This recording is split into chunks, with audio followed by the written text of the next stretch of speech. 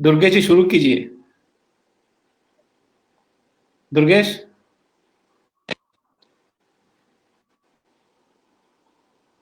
दुर्गेश जी दुर्गेश जी शुरू कीजिए।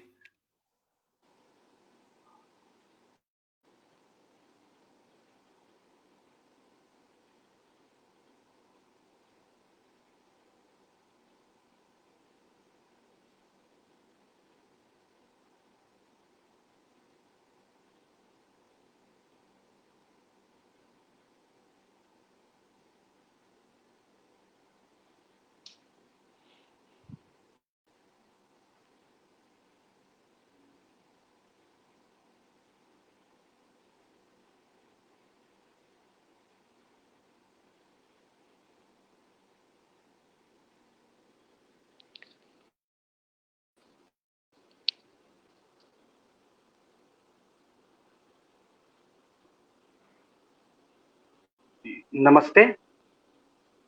आज की फेसबुक लाइव में आप सभी का स्वागत है।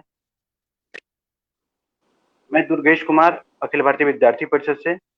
जैसा कि आप सभी जानते हैं कि नेशनल एजुकेशन पॉलिसी आने के बाद से जब उसको कैबिनेट द्वारा मंजूरी दे दी जाती है, उसके बाद से विद्या भारती द्वारा एक प्रयास किया जाता है जिससे कि नेशनल एजुकेशन पॉलिसी से संबंधित जो विषय है वो समाज के हर वर्गों में जाए। इसके लिए विद्या भारती माई एनईपी कंपटीशन नाम से एक प्रतियोगिता करा रही है और हम इस पे रोज एक विद्वान के द्वारा फेसबुक लाइव पे आते हैं 6 बजे। तो आज हमारे बीच में शिव कुमार शर्मा जी हैं। सर, आपका बहुत बहुत स्वागत है माई एनईपी फेसबुक लाइव में। मैं आपका परिचय कराना चाहूंगा। शिव कुमार शर्मा जी अखिल भारतीय मंत्री हैं विद्या भारती शिक्षण संस्थान के।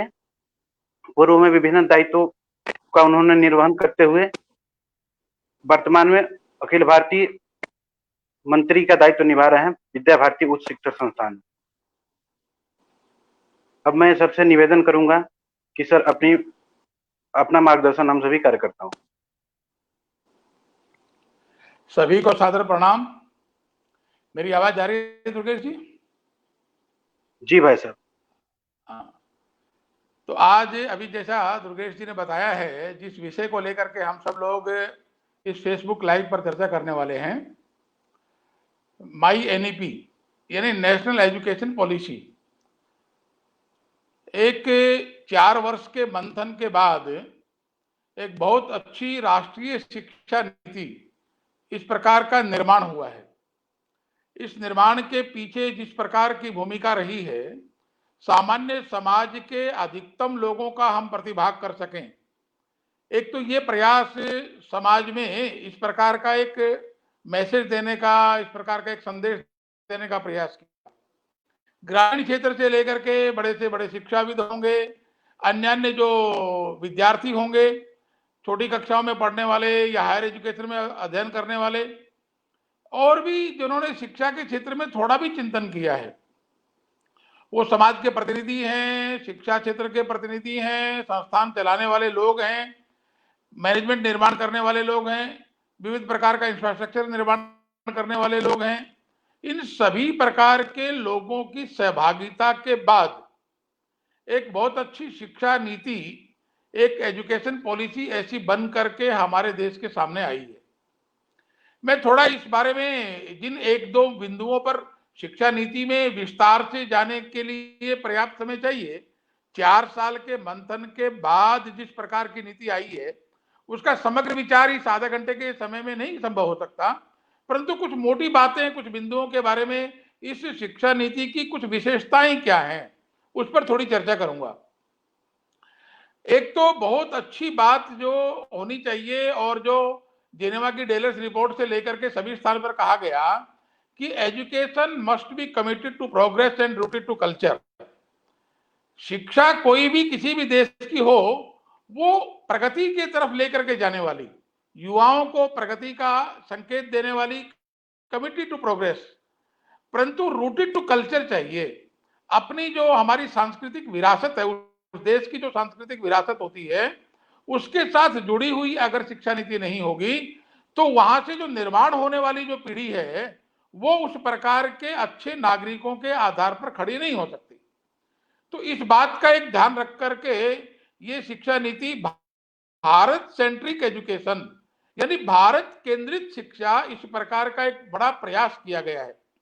थोड़ा समग्रता से जरा विचार करें तो ध्यान में आएगा कि एक समय में 18वीं शताब्दी के मध्य में या 19वीं शताब्दी के मध्य तक एक 100-125 साल का कालखंड ऐसा रहा है कि शिक्षा यूरोप केंद्रित रही है।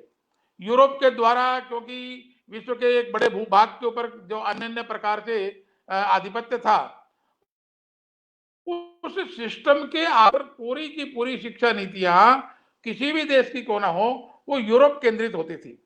बाद में वो फेज चेंज हुआ। 20वीं शताब्दी के मध्य में यूरोप का ह्रास होना शुरू हुआ। द्वितीय महायुद्ध, विश्व महायुद्ध के बाद यूरोप का जैसे जैसे ह्रास हुआ और अमेरिका का एक पूरे विश्व के केंद्र बिंदु में आकर के एक शक्ति के नाते से प्रादुर्भाव हुआ, तो विश्व की अन्य देशों की शिक्षा नीतियां यूरोप की बजाय फिर अमेरिका केंद्रित होने लगी। मुझे ध्यान में आता है कि एक बहुत बड़ा इस प्रकार का वर्ग विद्यार्थियों का रहता था कि जो अध्ययन पूर्ण करने के बाद कहाँ जाना है, तो अमेरिका में कहीं अगर कोई किसी प्रकार की जॉब, कैरियर इत्यादि कुछ हो जाए तो ये उनका एक आइडियल, इस प्रकार का एक सपना ऐसा कुछ रहता था। धीरे धीरे वो भी फेज परिवर्तित हुआ और बीच के कालखंड में शिक्षा ये बाजार केंद्रित हो गई। कभी लगता है कि एमबीए की डिमांड ज्यादा है, कभी लगता है इंजीनियर्स की डिमांड ज्यादा है, कभी लगता है कि अन्य किसी विधाओं की डिमांड ज्यादा है। तो पूरे शिक्षा के अंदर अध्ययन करने वाला विद्यार्थी उस डिमांड एंड सप्लाई के फेज को ध्यान में रख करके अपनी शिक्षा के आयामों को निर्धारित करता था। पहली बार भारत के आजादी के बाद इस पिछले 70 वर्षों में बहुत से कमीशन आए, बहुत से इस प्रकार के आयोग बनाए गए कि भारत की शिक्षा की दिशा क्या होनी चाहिए और भारत की दृष्टि से अपेक्षाएं क्या हैं, आवश्यकताएं क्या हैं, उसको केंद्रित करते हुए कोठारी कमीशन का है। पहली रिपोर्ट अगर देखेंगे तो डॉक्टर राधाकृष्ण आयोग से लेकर के और हम मुदलियार कमेटी से होते हुए और 2005 के एनसीएफ तक कहीं से भी विचार करेंगे, परंतु भारत को केंद्र में रख करके समग्र शिक्षा का विचार करना, ये इस राष्ट्रीय शिक्षा नीति का एक बहुत बड़ा इस प्रकार का हम ये कह सकते हैं कि ये जो प्रस्तुतिकरण है जिसके आधार पर हमारी शिक्षा का केंद्र बिंदु भारत रहेगा। अब ये भारत केंद्रित शिक्षा नीति है, ये जब हम कहते हैं तो मन में स्वाभाविक रूप से कुछ प्रश्न खड़े होते हैं कि भारत केंद्रित होने का लाभ क्या है, भारत केंद्रित होने से क्या बड़ा परिवर्तन आएगा। हम ये जो 5+3+3+4 यानी स्कूली एजुकेशन का 12 वर्ष और हायर एजुकेशन, इसको अगर कंबाइंड कर दें और अभी 2021 से जो अध्ययन करने के लिए आएगा, तो आने वाले 15 साल के बाद, 20 साल के बाद जब वो एक मैच्योर सिटीजन के नाते से, एक परिपक्व नागरिक के नाते से समाज में जाएगा, तो निश्चित बात है कि नेशन फर्स्ट की जो बात आती है, भारत के प्रति दृष्टिकोण होता है, भारत के प्रति जो समर्पण का एक डेडिकेशन का जो एक भाव रहता है वो एक बहुत उत्कृष्ट रूप में रहने वाला है। एक बात। दूसरी बात क्या है कि भारत की जो पौराणिक विरासत, हमारे देश का जितना भी पौराणिक आधार पर हमने जितने ज्ञान अर्जित किया है वो सब संस्कृत वांग्मय से लेकर के सभी प्रकार की भाषाओं में रहा है। उन सभी प्रकार के ज्ञान को आज की पीढ़ी कैसे जाने, इतिहास का अध्ययन करते हैं। मैं जैसे मूलतः विज्ञान का विद्यार्थी हूँ, हम लोग जब बीएससी एमएससी में पढ़ते थे तो ज्यादातर जिन रिसर्चेस के बारे में, जिन इनोवेशन आइडियाज के बारे में चर्चा आती थी, वो उनका अधिकांश भाग, मोर देन 80-90% जो है वो विदेश के साइंटिस्ट के आधार पर हमारे सामने प्रस्तुत किया जाता था। तो मन में एक प्रश्न खड़ा होता था कि हमारे देश में क्या इस प्रकार की कोई खोज हुई है क्या? हमारे देश में जो आर्यभट्ट से लेकर के ऐसे बड़े बड़े साइंटिस्ट जो हुए हैं, उन्होंने किस किस प्रकार की खोज की है? कणाद की बात आती है, आर्यभट्ट की बात आती है, नागार्जुन की बात आती है, अगर केमिस्ट्री की बात करेंगे तो ऐसे बहुत नाम आते हैं, परंतु उनका शिक्षा के पुस्तक में कहीं भी अध्ययन करने का अवसर ये हम सब विद्यार्थियों को नहीं मिला। इस भारतीय शिक्षा, इस राष्ट्रीय शिक्षा नीति के कारण से जब भारत केंद्रित का विषय आएगा तो हम पौराणिक ज्ञान को, जब हम पौराणिक ज्ञान की बात करते हैं तो कभी भी कहीं भी ये सोचने की आवश्यकता नहीं रहनी चाहिए कि हम कोई पाषाण युग की बात कर रहे हैं। पौराणिक ज्ञान ये हमारी विरासत है, ये हमारा गर्व का विषय है, ये हमारी थाती है। और आधुनिक जो मॉडर्न साइंस है, इस दोनों का कॉम्बिनेशन कैसे बने, इस दोनों का समन्वय कैसे हो, इस नाते से भारत केंद्रित शिक्षा का तात्पर्य है पौराणिक विरासत को आज के समय के अनुसार उसका कॉम्बिनेशन बनाते हुए समाज के सामने लेकर के आना। एक तीसरा बिंदु इसमें जुड़ता है कि जब भारत केंद्रित शिक्षा हम बोलते हैं तो अध्ययन करने वाले विद्यार्थी के मस्तिष्क में जो एक कल्पनाएं आती हैं, अपने देश के बारे में एक गर्व की अनुभूति होती है, अपने देश के बारे में सोचने का दृष्टिकोण विकसित होता है। हम अध्ययन कर रहे हैं तो हमारे आसपास का परिवेश, आसपास का वातावरण, अभी आत्मनिर्भर की भारत की बात हो रही है, यानी हम जो कुछ भी अध्ययन कर रहे हैं वो किसके लिए कर रहे हैं, कौन हमारा टारगेट है, तो भारत के आधार पर हम इसका विचार करेंगे। तो भारत केंद्रित शिक्षा जिसके संपूर्ण तंत्र के अंदर ये भारत बीच में होगा, सेंट्रल पॉइंट भारत होगा, यानी हमारा देश होगा। जब इस प्रकार के भाव इस शिक्षा नीति के आधार पर वो सिलेबस में आएंगे, कंटेंट में आएंगे, क्लास टीचिंग के प्रोसेस में आएंगे, उसके आधार पर वैसे ही एग्जाम्पल्स आएंगे और उस प्रकार की एक नैतिकता का संबल मिलेगा, उस प्रकार का एक दृष्टिकोण होगा। किसी भी देश की अपनी एक निश्चित विरासत होती है, एक निश्चित परंपरा होती है। मैं अभी, क्योंकि मैं शिक्षा के क्षेत्र में काम करता हूं, तो प्रवास के क्रम में एक साल पुराना उदाहरण मुझे ध्यान में आता है। हमने देखा कि कक्षा 6 के अंदर 6th क्लास में एक मैथमेटिक्स का एक सवाल पढ़ाया जा रहा था। उस पुस्तक के अंदर लिखा हुआ था कि एक ग्वाला दूध बेचने के लिए गांव से 20 रुपए लीटर के हिसाब से दूध लेकर के आता है और उस 1 लीटर के अंदर 200 मिलीलीटर ये पानी मिला करके वो ग्वाला 25 रुपए लीटर के हिसाब से दूध बेचता है। यदि वो प्रतिदिन 20 लीटर दूध का उपयोग करता हो तो कितना प्रॉफिट होगा। अब ये मैथमेटिक्स की कल्पना के आधार पर शायद ये सवाल ठीक हो सकता है, परंतु भारत जिस नैतिकता की बात करता है, जिस चिंतन की बात करता है, जिस दृष्टिकोण की बात करता है, अगर 6ठी क्लास में पढ़ने वाला विद्यार्थी इस प्रकार के कंटेंट के आधार पर अगर मैथमेटिक्स का अध्ययन करेगा तो उस 12, 13, 14 वर्ष की उस बाल्य अवस्था के अंदर ही, उस टीन एजेज के अंदर उसके मन में एक नेगेटिव भाव पैदा होना शुरू हो जाएगा कि दूध में पानी मिला करके भी इस प्रकार से बिजनेस किया जा सकता है। अर्थात वो नागरिक, वो शायद मैथमेटिक्स के आधार पर अंक अर्जित कर लेगा, सही उत्तर बताने के बाद अंक का अर्जन तो कर सकता है, परंतु वो एक अच्छा नागरिक नहीं बन सकता। वो देशभक्त या देश की दृष्टि से विचार करने वाला एक इस प्रकार का एक नैतिकता से सराबोर ऐसा नागरिक नहीं बन सकता। इस नाते से ये बात ध्यान में आती है कि इसके आधार पर जो समग्रता निर्माण होगी, जो पुस्तकें बनेगी, कंटेंट बनेंगे, पढ़ाने की जो पेडोलॉजी की बात आएगी, सभी प्रकार की चीजें भारत की जो परंपरागत विरासत रही है उसके आधार पर रहेगी।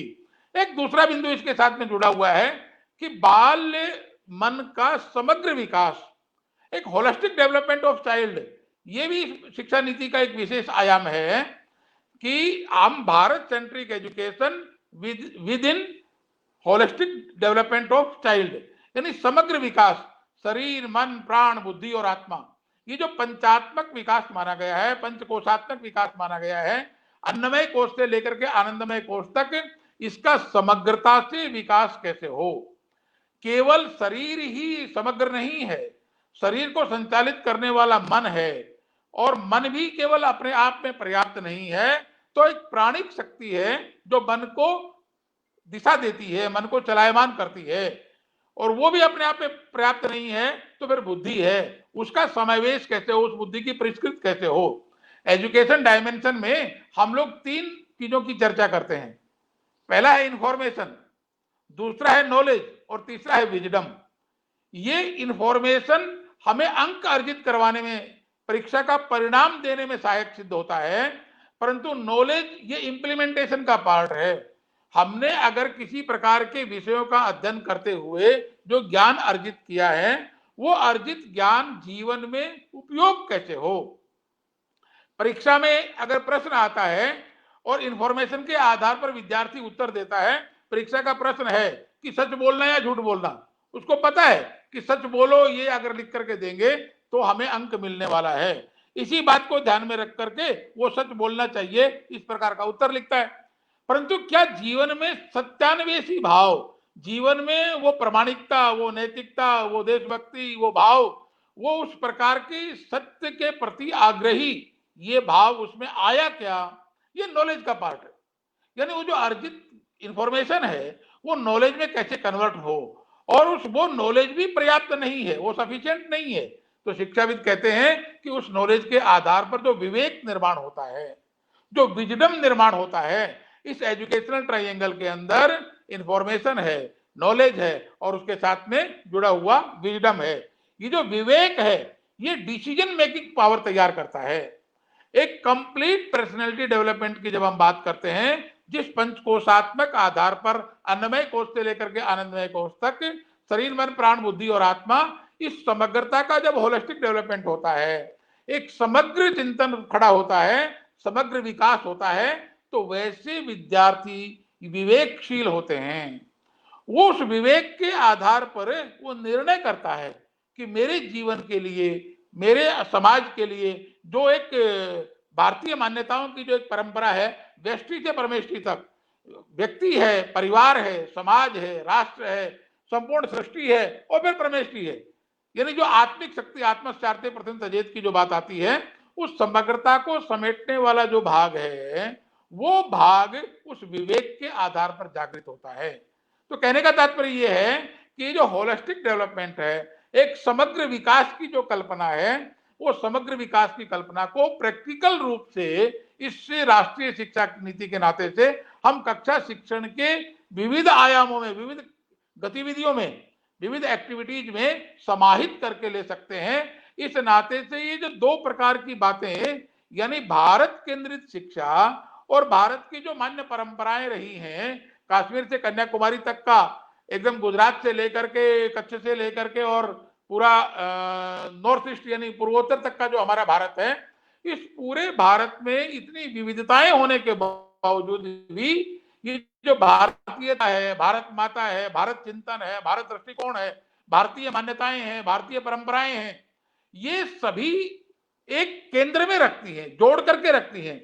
विविध भाषा भाषी हैं, विविध प्रकार के खान पान है, विविध प्रकार की वेशभूषाएं हैं, परंतु वो सब कुछ होने के बावजूद भी एक चिति, पंडित दीनदयाल उपाध्याय जिसको कहते थे कि वो जो चिति है, जो आत्मा होती है, वो जो भारत की आत्मा कहाँ है, ये राष्ट्रीय शिक्षा नीति उस भारतीय आत्मा को, उस भारतीय चिति को इस विद्यार्थी के अंतःकरण के साथ कंबाइंड करने का प्रयास करती है, ये करेगी। इस प्रकार का इस नीति के अंदर एक दृष्टिकोण ये विकसित किया गया है। वैसा दृष्टिकोण होगा, उसके आधार पर जब क्रियाशीलता होगी, और वो क्रियाशीलता आगे चल करके जब कक्षा शिक्षण के माध्यम से अंतःकरण में उसको जब एक्सेप्टेंस बनेगी और उसके अंदर स्वीकारोक्ति बनेगी, तब उसके आधार पर जो विद्यार्थी होगा वो होलिस्टिक डेवलपमेंट वाला होगा, एक समग्रता से विकास वाला होगा, एक पूर्ण व्यक्तित्व को लेकर के चलने वाला होगा। और वही व्यक्तित्व उसके आधार पर हम सब लोग जिस भारत की कल्पना करते हैं, जिस भारत के भविष्य का विचार करते हैं कि ये भारत, हम गुरुकुल शिक्षण पद्धतियों की बात के आधार पर हमारा 1000 साल पहले का, 2000 साल पहले का भारत कैसा था, वो विश्व को ज्ञान देने वाला विश्व गुरु इस नाते से मान्यता प्राप्त करता था। आगे चल करके इस राष्ट्रीय शिक्षा नीति के माध्यम से उस प्रकार की गतिविधियां, उस प्रकार के जो इम्प्लीमेंटेशन हैं, वो गतिविधियां, वो क्रियान्वयन की पद्धतियां भारत केंद्रित होने के साथ साथ उस भारत केंद्रित शिक्षा के आधार पर जो एक व्यक्तित्व का निर्माण होगा, जिस प्रकार का नागरिक निर्माण होगा, मुझे लगता है कि वो उस परिकल्पनाओं को साकार करने का एक सशक्त माध्यम ये राष्ट्रीय शिक्षा नीति बनने वाली है। ऐसा एक विचार लेकर के हम सब लोग कार्य में लगे हुए हैं। मुझे लगता है कि एक विचार करने के लिए इस आधे घंटे के अंदर जो एक विचारशील एक विषय बिंदु आपको देने की अपेक्षा थी कि भारतीय इस राष्ट्रीय शिक्षा नीति के अंदर भारत केंद्रित शिक्षा और होलिस्टिक डेवलपमेंट वाला कॉन्सेप्ट जो है, उस समग्रता के विकास वाला, समग्रता के आधार पर जो पंचकोशात्मक विकास की बात हम करते हैं, वो पंचकोशात्मक विकास उस एजुकेशनल ट्राइंगल के आधार पर, उस विजडम के आधार पर, उस विवेक को लेकर के चलने वाला ये समग्र विकास, इस आधार पर निर्मित नागरिक अभी जो इस पद्धति से निर्मित होगा, निश्चित बात है, हम पूर्ण विश्वास के साथ इस बात को कह सकते हैं कि उस प्रकार के चिंतन से निकला हुआ नागरिक ये निश्चित है कि भारत का उस भविष्य की, जो पौराणिक भारत जिसके बारे में गर्व से हम अपनी विरासत की चर्चा करते हैं, आने वाले 10-20 साल के बाद उस प्रकार का एक प्रकटीकरण, ये विश्वव्यापी उस प्रकार के गुरुत्व का भाव ये दिखाई देने लगेगा। ऐसा एक विश्वास इस राष्ट्रीय शिक्षा नीति ने हम शिक्षा के क्षेत्र में काम करने वाले कार्यकर्ताओं के मन में प्रस्थापित किया है और इसी विश्वास के साथ हम आगे बढ़ रहे हैं। सभी को नमस्कार, बहुत बहुत धन्यवाद।